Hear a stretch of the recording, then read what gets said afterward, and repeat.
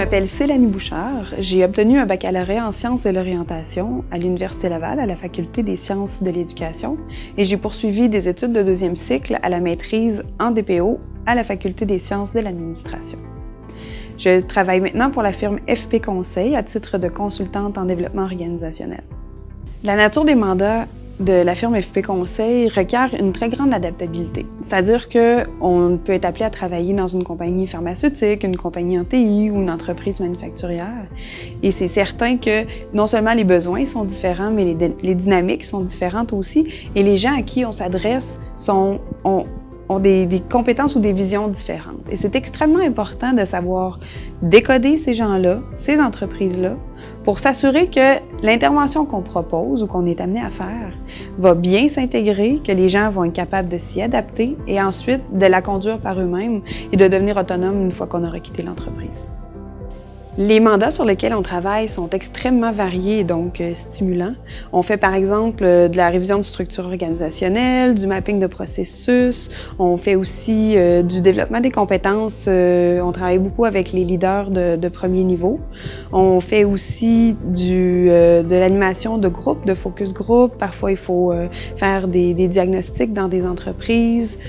Les principales compétences que je suis amenée à utiliser dans mon quotidien à titre de consultante, c'est bien sûr le rôle conseil, c'est-à-dire de pouvoir établir un contact avec le client, clarifier son besoin. Parfois, le client lui-même n'est même pas en mesure de spécifier adéquatement ce dont il a besoin. C'est-à-dire qu'il va dire qu'il a besoin d'une formation en leadership alors que le problème se situe peut-être ailleurs. Et ça, c'est une grande part de responsabilité du consultant de faire un diagnostic clair sur le besoin et surtout sur le comment intervenir de façon viable dans l'entreprise.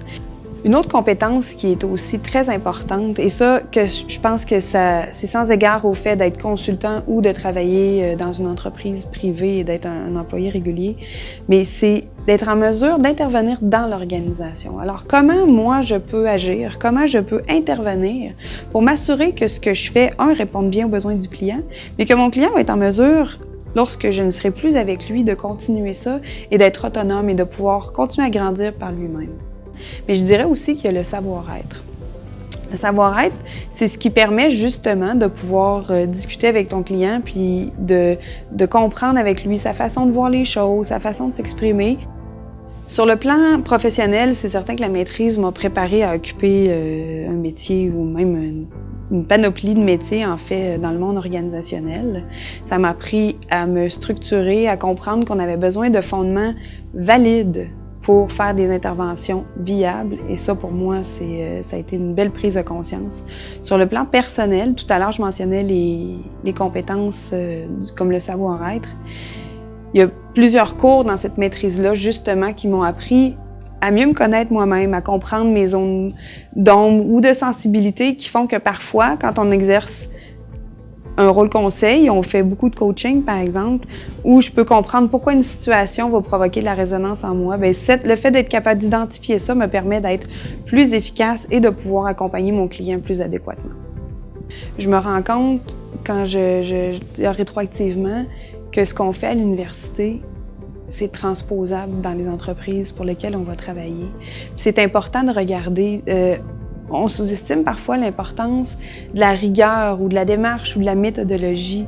Et pourtant, elle est essentielle pour passer, oui, pour être crédible, mais aussi pour livrer un contenu viable. Et ça, c'est crucial. Puis je me rends compte aujourd'hui à quel point l'université nous prépare. Et pour moi, ça a été une chance extraordinaire d'être aux études avec des enfants en bas âge.